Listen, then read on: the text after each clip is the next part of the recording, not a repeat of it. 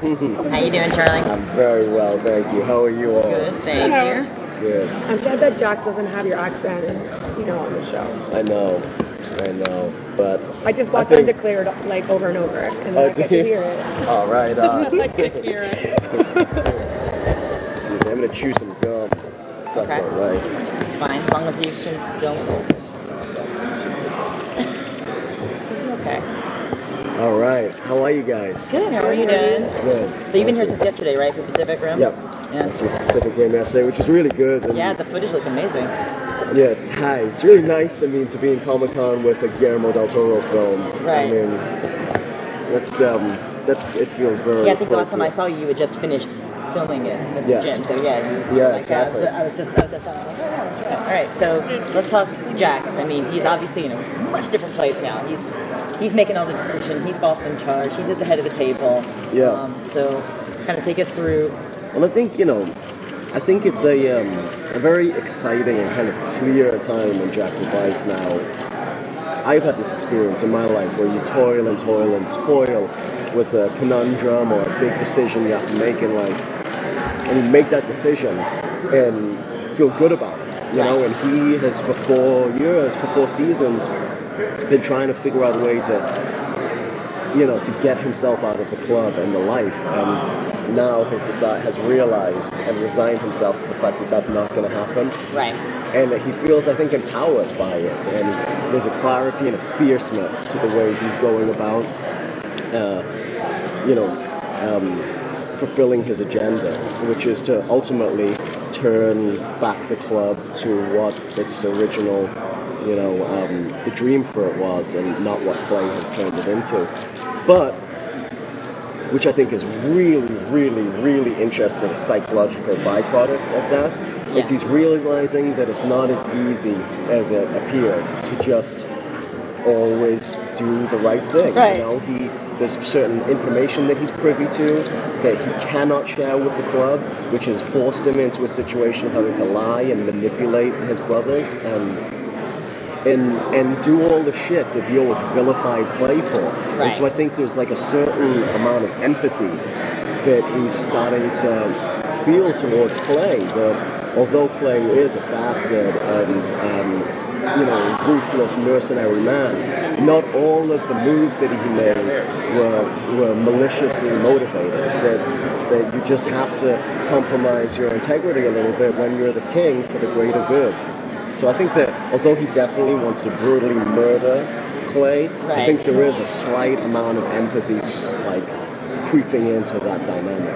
So what about him and Opie? I mean, I know that, they've had this great friendship, grew up as kind of brothers essentially, and now, when we last left off, Opie, didn't choose. I mean, he was waiting for Opie to show up, and that did not happen. So kind of how does that affect their relationship going forward? It's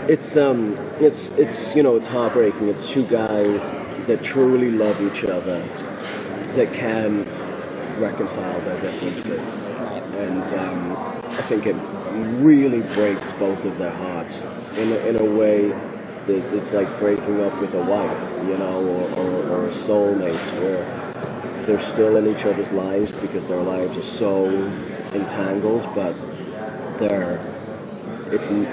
unless some very fundamental changes are made, which are impossible to make, their relationship at this point, I think, is fractured beyond repair. That must be fun to play, though. Really fun to play. I mean, anything is fun to play with Ryan. And Yeah. They're just an extraordinarily soulful and present actor. So, it's hard. I feel like a real bastard in those scenes. He makes me feel like shit. Right. In the scenes, because we play with these guys for 80 hours a week for 6 months of the year, and the lines start to get blurred, and emotions that Jax Teller is feeling, I feel, Right. I feel when Opie hits you with one of those disdainful looks that just goes right through you, I think, man, I wish I didn't have to be on the receiving end of this. I feel horrible about myself. So.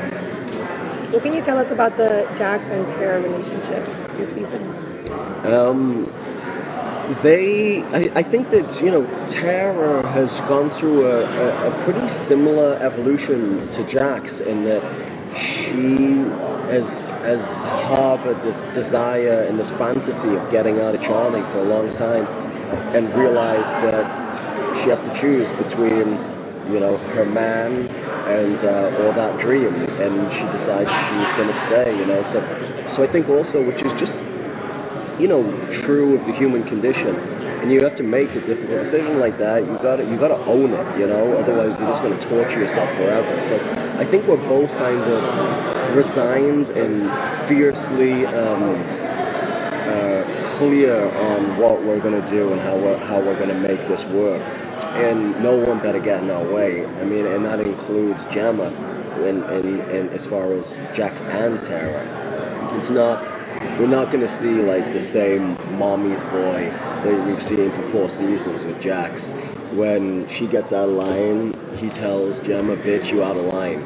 Get the fuck back in line," because she has created too much havoc, and I'm dealing with too many problems to let my mom further complicate the situation. So it's fun. I mean, that dynamic for me has been really fun, because Katie's great and so fierce, so it's nice to just give her the old slap and say, "Sit down and shut up."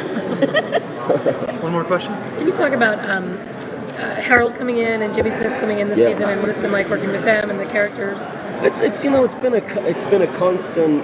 The whole show from the very beginning has been like a constant cycle of incredible guest stars that we have coming on, and I mean, I've worked with Harold a little bit so far, and he's just wonderful. I mean, I still think as Mercutio in that dying scene in Romeo and Juliet, that's pound for pound one of the best scenes and best performances, you know, caught on camera. So I was really excited to work with him.